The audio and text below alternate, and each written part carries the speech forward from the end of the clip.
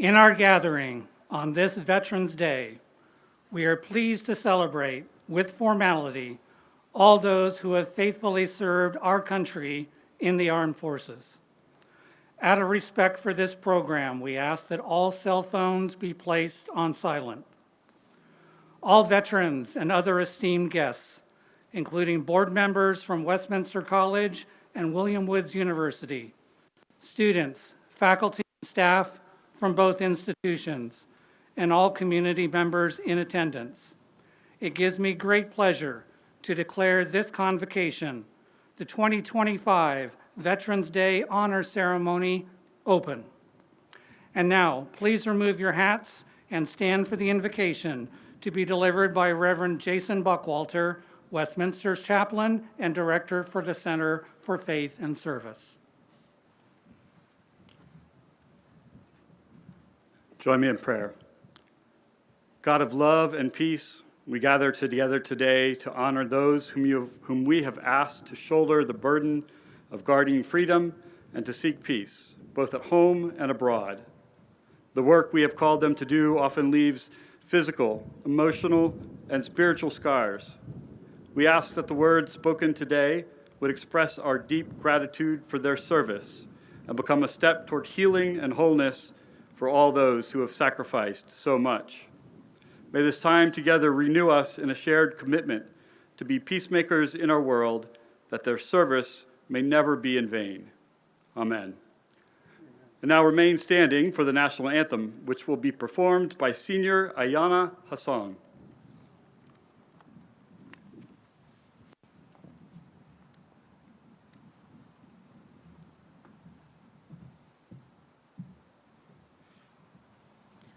Oh, say, can you see by the dawn's early light what so proudly we hailed at the twilight's last gleaming, whose broad stripes and bright stars through the perilous fight o'er the ramparts we watched were so gallantly streaming, and the rockets' red glare, the bombs bursting in air, gave proof through the night that our flag was still there. Oh, say does that star-spangled banner yet wave o'er the land of the free and the home of the brave? Yes. Nice. Very nice.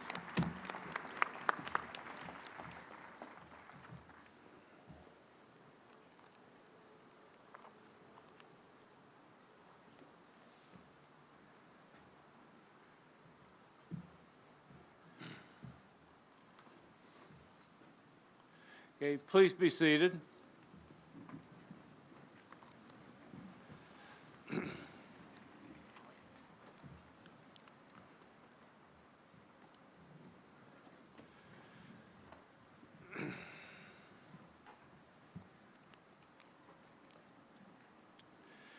Good afternoon.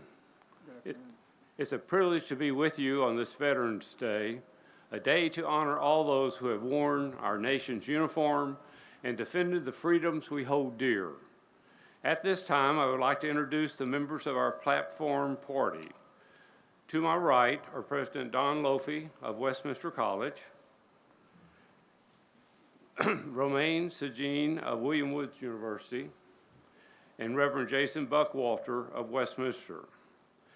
To my left are retired Major Brock Ayers, retired Major General Byron Bagby, Dr. Mark Bolton, Lieutenant Don Lofi III, and Mr. Tim Riley, of America's National Churchill Museum. I would also like to cordially welcome all those who have faithfully served our country in the armed forces. If you are a veteran, would you please stand? Thank you.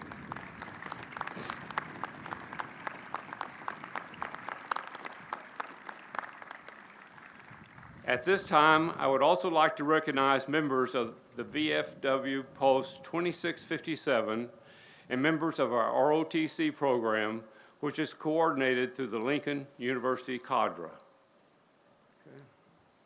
And finally, I want to offer a warm Westminster welcome to our neighbors and partners from William Woods University here in Fulton, which, like Westminster, has a strong tradition as a military-friendly institution. In that same vein, I speak for Westminster College when I say that the spirit of military service here runs deep.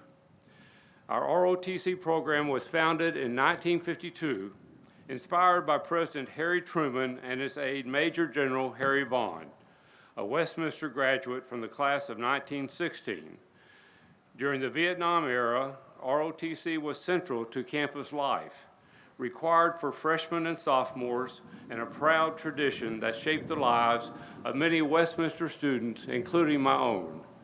In 1966, between my junior and senior years, the draft board notified me that I would be called to service upon graduation. At that time, our president, Dr. R.L.D. Davidson, served on the National ROTC Army Board. Through his guidance and support, I was able to complete my ROTC program during my senior year and was commissioned as a second lieutenant following graduation and summer training at Fort Sill, Oklahoma. I entered active duty in early 1969, first at Fort Lee, Virginia, and later at Fort Leonard Wood, Missouri. The following year, I deployed to South Vietnam with the Military Assistance Command, advising and supporting units of the South Vietnamese Army and from our base in Moc Qua in the Mekong Delta. Our position came under frequent mortar fire, and I was responsible for logistics operations, supporting both American and South Vietnamese forces. Before returning home, I was honored to receive the Bronze Star. Like many of my generation, I lost friends from high school and college in that war. Their memory remains with me always. Upon returning to the United States in 1971, I entered law school at the University of Missouri in Columbia and joined the Missouri National Guard's Military Police Battalion here in Fulton. I later served as commanding officer of the headquarters company and was promoted to captain before transitioning fully to civilian life. Military service has been a constant in my family. My father served as an officer in the Pacific during World War II. My oldest grandson, a recent graduate of West Point, has completed Ranger and Airborne training and will soon join the 11th Airborne Division in Alaska. 3 generations, each serving in different times, united by the same enduring commitment to duty and to something greater than ourselves. Serving as a young Army officer taught me lessons about leadership, responsibility, and humility that have lasted a lifetime. There is truly no better training ground for character. On this Veterans Day, I'm reminded how blessed we are to be Americans. And how important it is to give back to the country that has given us so much.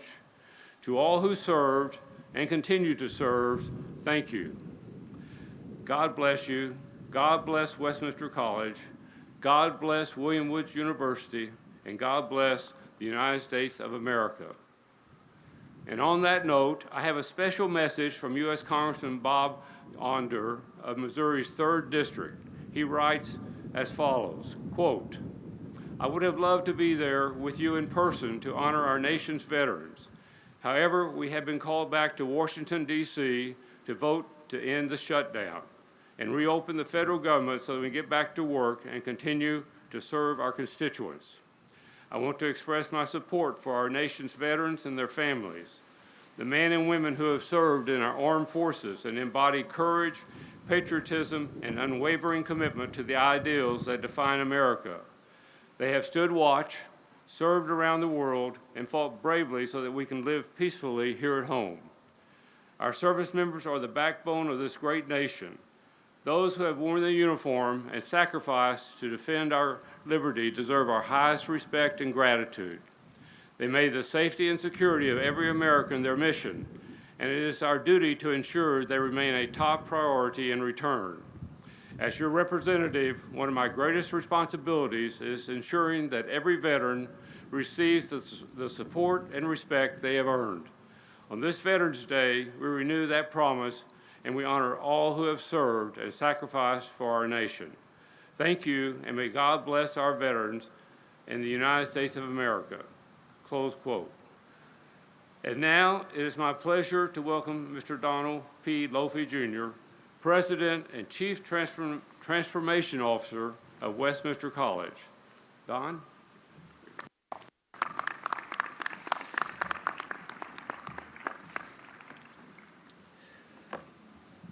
Thank you, Jim.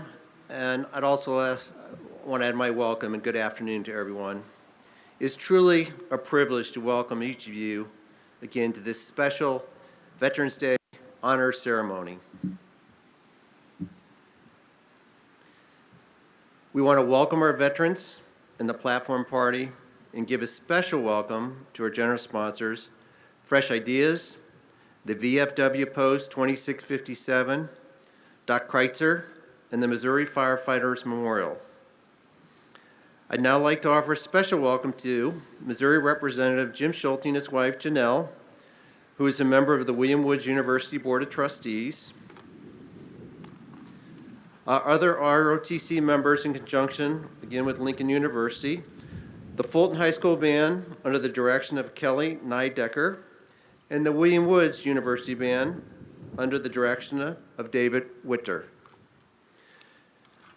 Patriot, the bald eagle from our friends at the World Bird Sanctuary, bugler David Coleman of the VF Honor Guard, bagpiper Daniel Zacher of the Firefighters Memorial, the Fulton Middle School 8th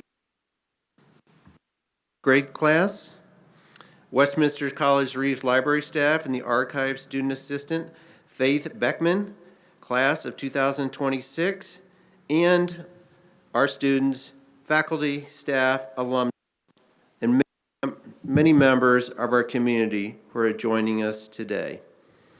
I'd also like to acknowledge my wife, Lorraine, our son, Lieutenant Don Lofi III, both who are with us this afternoon, again, as well as our board chair, Jim Morton, for his leadership and kind words of welcome. This day, this moment, is about gratitude. It's also about reflection, and it's about honoring the courage, sacrifice, and steadfast commitment of those who have worn our nation's uniform. Now, it's truly my honor to introduce a man who embodies the spirit of commitment, retired Major Brock Ayers of the U.S. Army and a Westminster alumnus from the class of 1982. Brock's career has been marked by distinction and dedication, both in uniform and civilian life. An Army intelligence officer served for 18 years. His assignments took him from the 25th Infantry Division in Hawaii to the Defense Intelligence Agency and ultimately to the White House Situation Room, where he served on the National Security Council staff. After his military service, Brock has built a highly successful career in the financial industry, now serving as partner with Generations WMG in St. Louis. Most importantly, Brock has never stopped serving this college. For more than 2 decades as a member of the Board of Trustees, as a fellow Churchill Fellow, as a founder of the Blue Blazers Investment Club, and a mentor to countless Westminster students, he has been a constant source of wisdom, generosity, and inspiration. Brock's dedication to the college was recognized with the 2024 Alumni Achievement Award.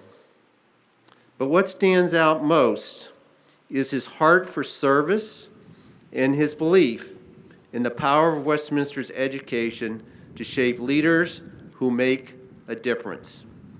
Please join me in welcoming back to the college a leader, mentor, proud alumnus, patriot, and my good friend, retired Major Brock Ayers. Brock.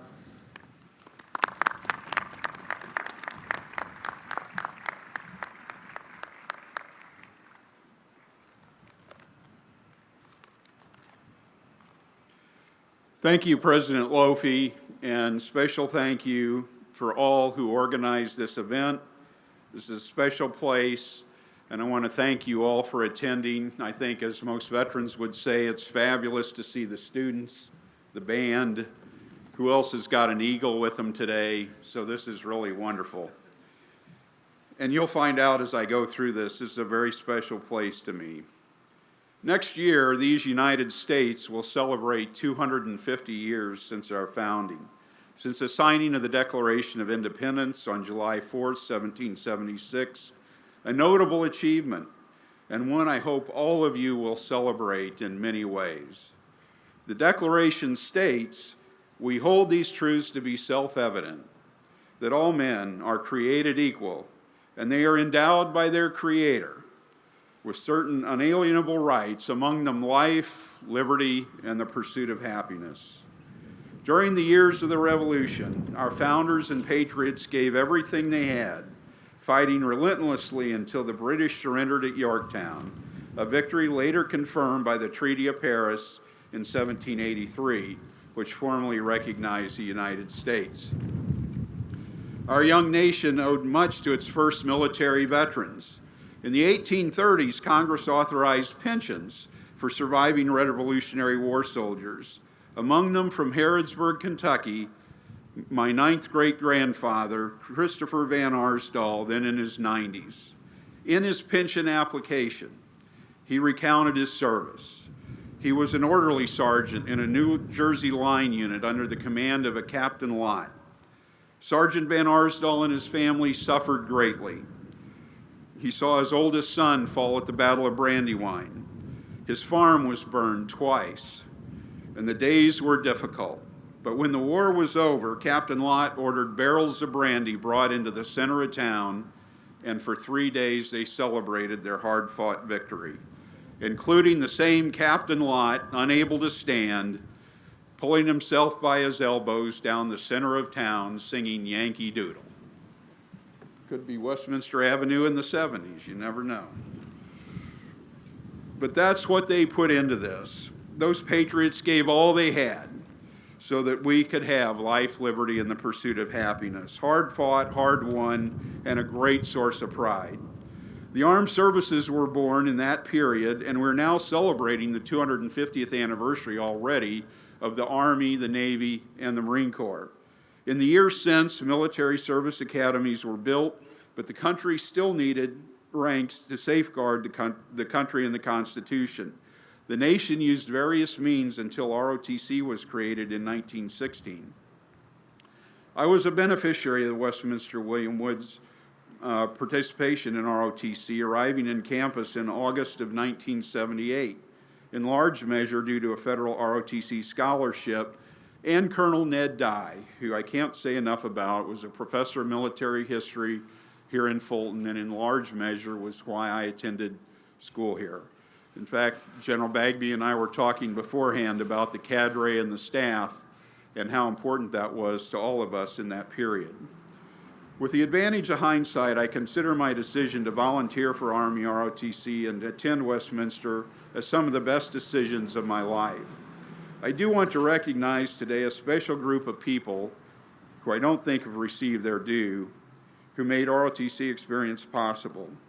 And those are the military professors and cadre who were here, who after Vietnam stayed in the Army and preserved them and improved them as an institution to transition to the all-volunteer force. They worked hard to make the force a success. The president of the ROTC cadre on campus brought a diversity of views and lived experiences. They helped mold the leaders of the future. I mentioned Colonel Ned Dye, who's professor of military science and commander, was here, and he was followed by Lieutenant Colonel Ed Tibble. All of us in the service have Army tales to tell, and I'll share one.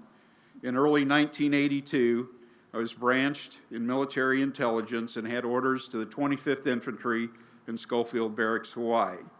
Laura and I were engaged and had planned to get married in a week-long gap between my MI basic course and my tactical intelligence course. One Friday afternoon, the cadre, captains, and maybe one major, called the class together and announced that the courses had changed and our orders were changed and all leaves were canceled. Several of us had wedding plans in that gap, but the Army assured us not to worry. We did not need to actually attend our wedding. We could call in by phone and have a proxy stand in. So it was welcome to the Army and maybe a few thoughts of what have I gotten myself into here. Got the needs of the Army over the needs of the individual lecture, but in one of these great Westminster twists of fate, Lieutenant Colonel Tibble had PCS'd to Fort Huachuca with me, and he had already gotten his wedding invitation. So on a Sunday afternoon, I skipped the entire chain of command, went to his house, and said, what can we do here? The next Monday morning, those same captains had announced they'd been given additional guidance. And those of us that were scheduled to be married would indeed be granted leave. And I was able to go home, get married, slightly sunburned, but here we are 43 years later. And my mother-in-law and wife are here today. So we made it through all that. And it's important to note that for anyone who serves, we all know that the families serve as much or more than the individuals, and so they need to be recognized as well.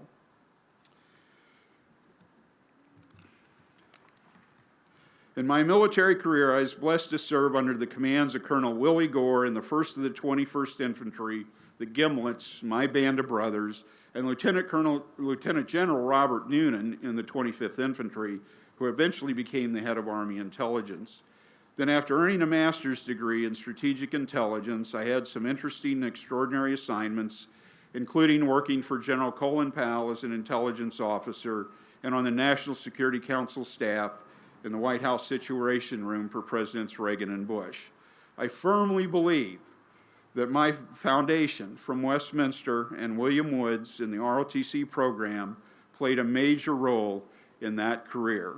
Along the way, and especially now, I recognize every step and every position to serve with many outstanding members and civilians. It is always about the people. The strength has been our favorite Fulton colleges. The way they take care of people is much needed today, and I salute them, and we all need to support them. It has been my great honor and privilege to serve this great nation, to defend our life, liberty, and the pursuit of happiness, just as Christopher Van Arsdal did generations before. I am so very proud of Westminster and William Woods, including the 9 diplomas in our family between the two colleges. So thank you to all who are here today. I salute you. Today, I encourage you to reflect on your own life, liberty, and pursuit of happiness, and all who make that possible. Treasure the gift we have been given. It is special indeed, just like this wonderful place. Please do all you can to preserve and promote our freedoms and celebrate as best you can 250 years of them. And now, please join me in welcoming Romaine Seguin, Acting President of William Woods.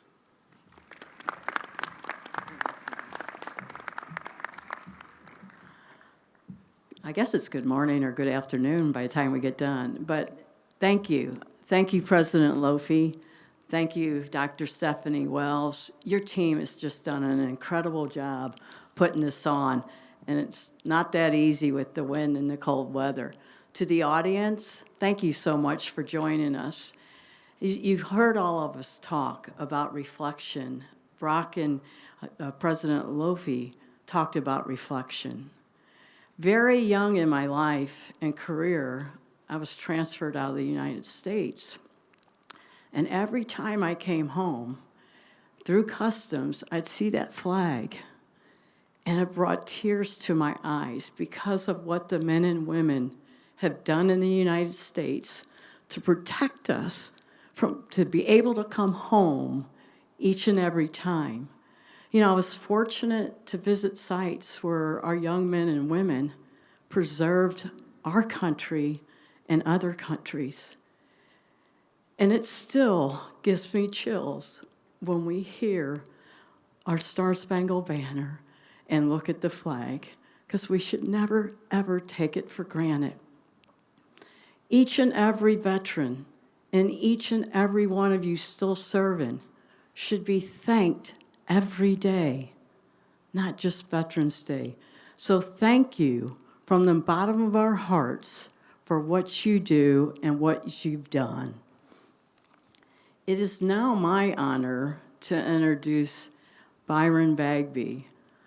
He's a personal friend of mine. In fact, for about 2 years, we lived about 10 minutes together, and we'd frequently see each other. We serve on a board together, and now I actually work for him. So that's always interesting. But General Byron Bagby is a marketing partner of BMB Solutions LC, an independent consulting firm specializing in executive leadership development and coaching, strategy development, and governance. He earned his Bachelor of Arts degree in economics from Westminster College and a master's in education in higher education from University of North Carolina at Chapel Hill. And believe me, he is a huge basketball Tar Heel fan. He served for over 33 years in the United States Army, transitioned off active duty as a rank as a Major General.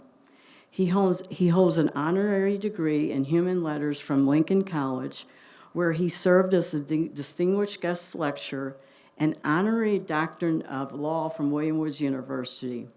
He's a member of many organizations, including Alpha Phi Alpha fraternity, the University of North Carolina Alumni Association, Association of the United States Army, and Veteran of Foreign Wars. He also is 33-degree Scottish Rite Mason Prince Hall. Byron is a certified Truth Growth Leadership facilitator and certified executive leadership development coach.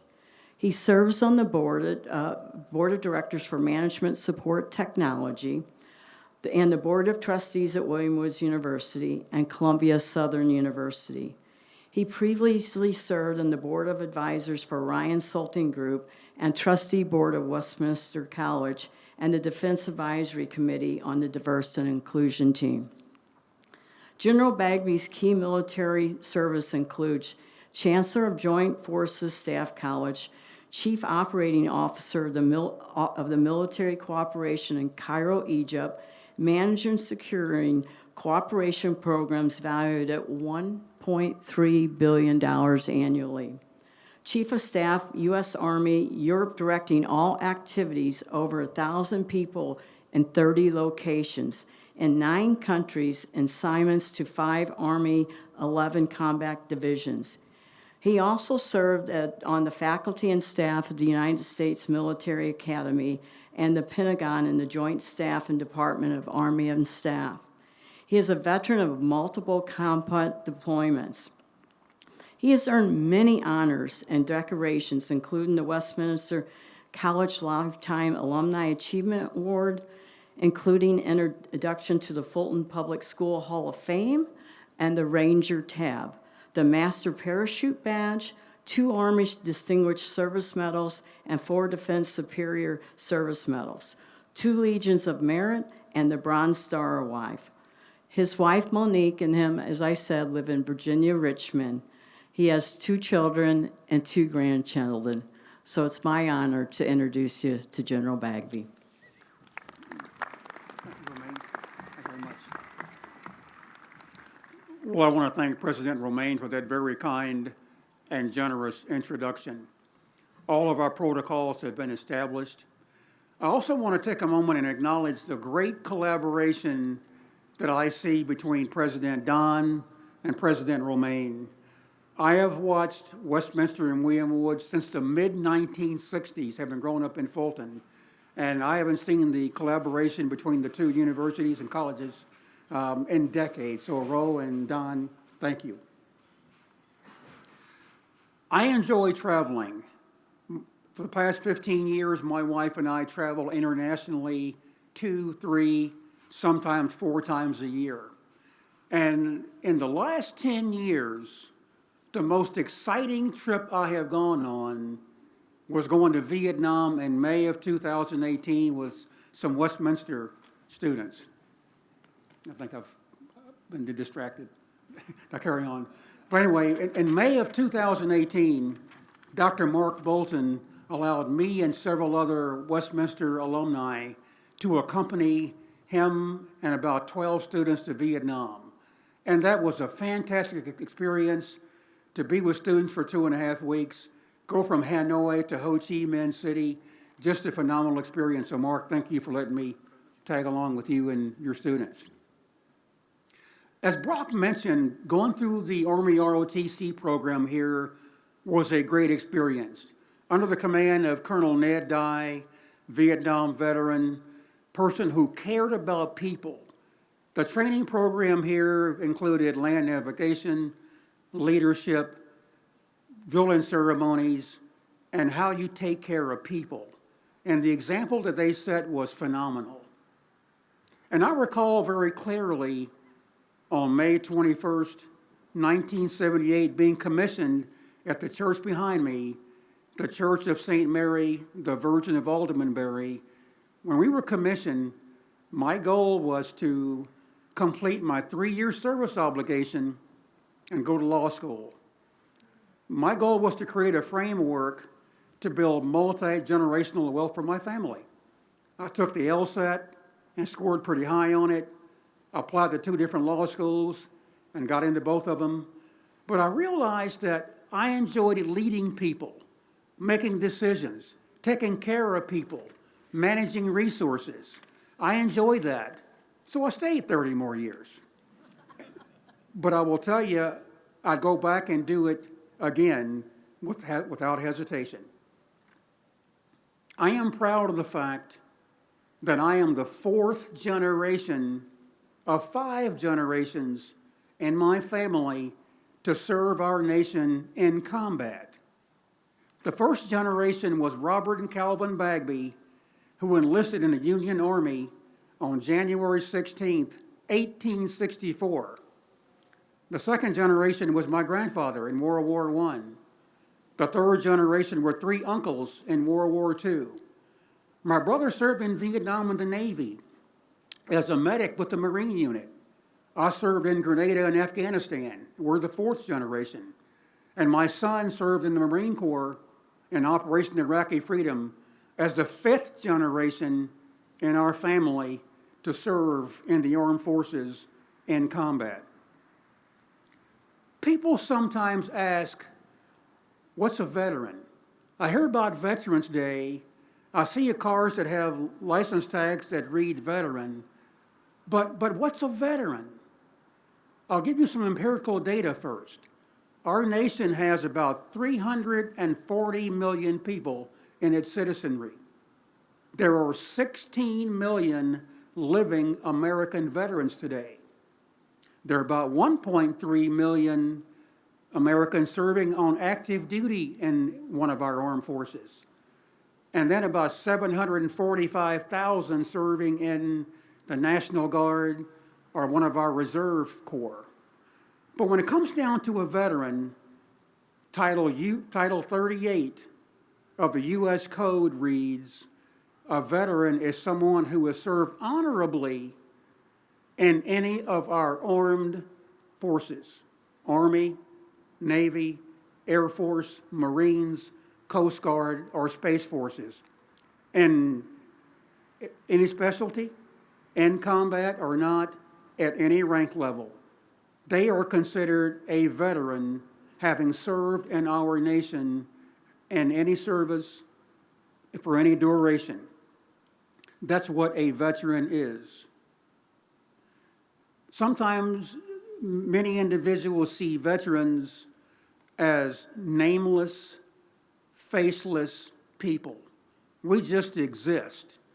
But my friends, I share with you that veterans are classmates, they're teammates, they're neighbors, They're members of our family.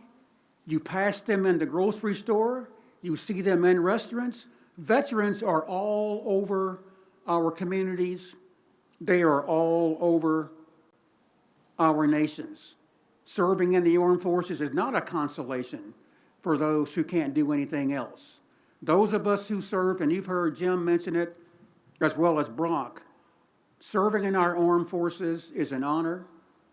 It's a privilege, allows us to reflect on the past, things we have done, people we've encountered, led, have served with. It's a great, great experience. I would go back and do it tomorrow without hesitation. As I move toward closing, I want everyone here to keep one thing in mind. While we sit here safe and sound on the campus of Westminster College, there are 73,000 American service members who are in harm's way right this very moment. They are serving in defined hostile fire zones. Keep them in your thoughts, keep them in your prayers, so they might return to their families and their home bases without harm. Ladies and gentlemen, it's been an absolute honor to be here today. God bless each and every one of you here today, and God bless the United States of America. Thank you very much.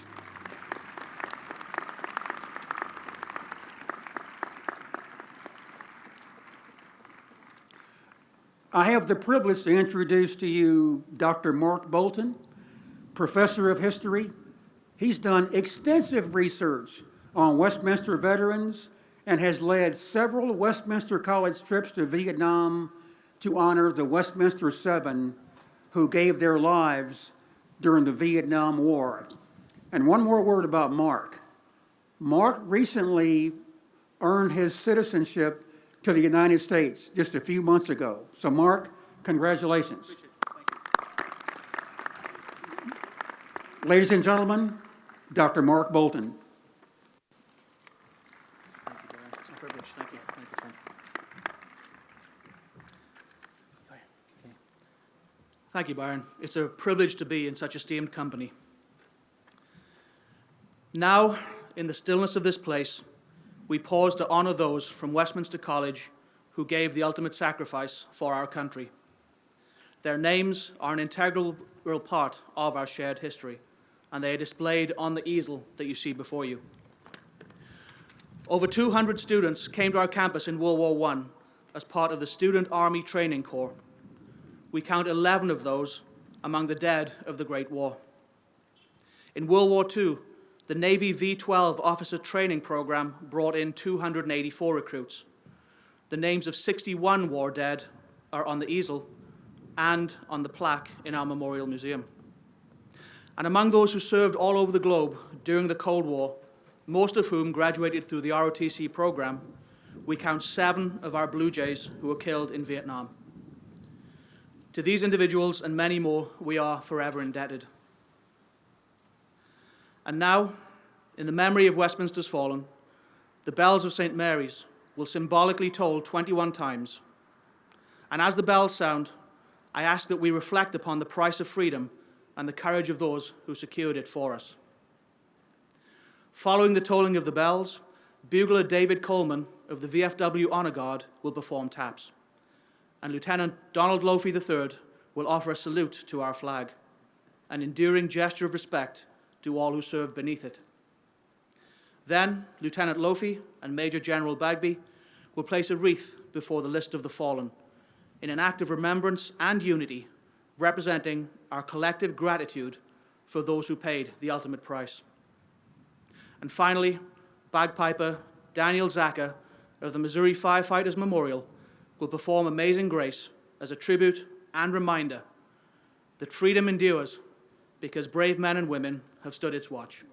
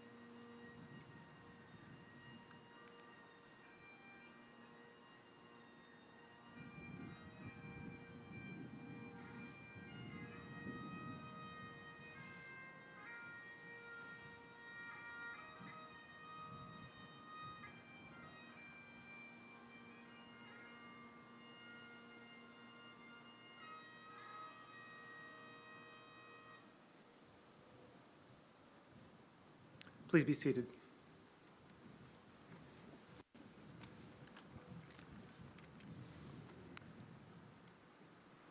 "80 years ago, in the immediate wake of the Second World War, on this campus near where we gather today, former British Prime Minister Winston Churchill gave an address he called the Sinews of Peace, known today by its more familiar name, the Iron Curtain speech. That much the world knows. What the history books don't often mention is that immediately following that famous speech, a group of Fulton women prepared a dinner for Churchill. Roast beef, which they had heard was his favorite. Callaway County hospitality was on full display. Naturally, those who prepared the meal were eager to entertain Mr. Churchill, who was accompanied on the occasion by the President of the United States, Missouri's own Harry Truman. Today, of all days, we remember both Churchill and President Truman as decorated combat veterans who bravely served in the First World War. Churchill's service extended even earlier when he fought for the British in conflicts around the globe, including a brief period as a prisoner of war in 1899.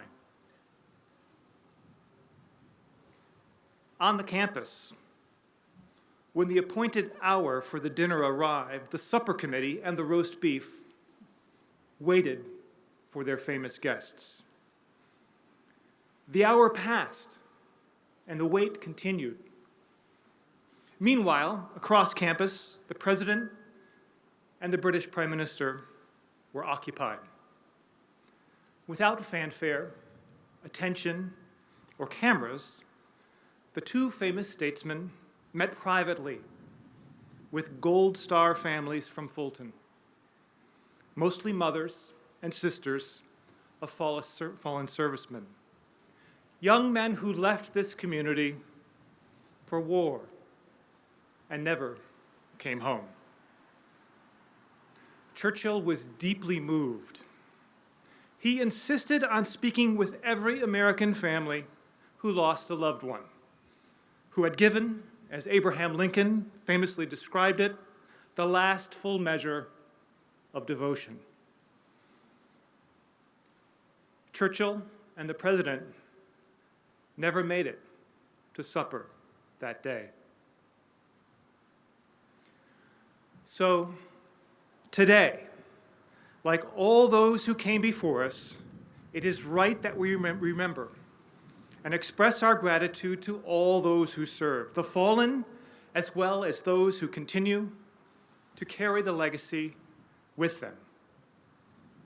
We also remember and thank those who are serving today, the veterans of tomorrow. Ladies and gentlemen, and particularly the young students here, the future promise of our country. Gatherings like this are indeed sinews that bind communities together. If we, after ceremonies like this one, walk forward together with new resolve to sustain and strengthen a world where peace, liberty, democracy, and freedom reign, then in God's good time, His grace will shed upon us all. Thank you for being with us today. God bless America.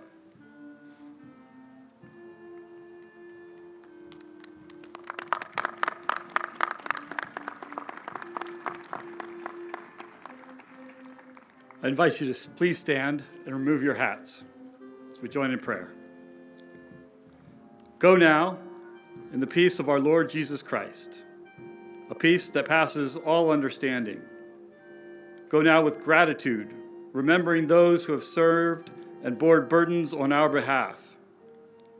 May our remembrance of sacrifice deepen our gratitude, inspire compassion.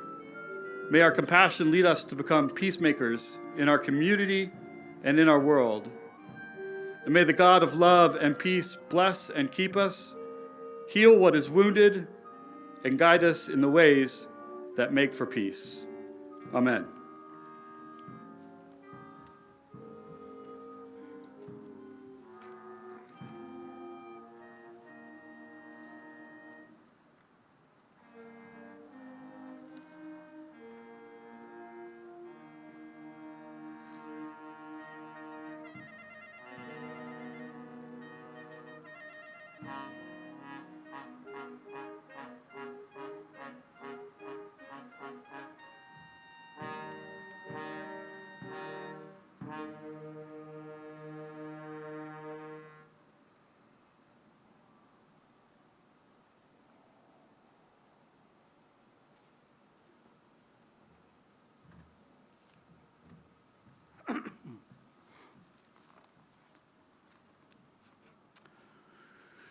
Distinguished guests, please place your hats back on. This concludes the 2025 Veterans Day Honor Ceremony. Thank you for joining us today. You are cordially invited to a luncheon in Backer Dining Room at Mueller Leadership Hall, where our veterans and one guest each will be provided a complimentary meal. Special thanks to the VFW Post 2657 for graciously funding lunch for some of our special guests today, the Fulton Middle School 8th grade class. A golf cart shuttle is available on the north side of Champ Auditorium for those who need assistance. And if you have not had a chance to meet Patriot, the bald eagle who comes to us from the World Bird Sanctuary, please feel free to pay a visit now over here to my left. We ask that you remain standing while the platform party recesses. Once they have departed, the Skulls of Seven will dismiss our guests. I now declare this convocation closed.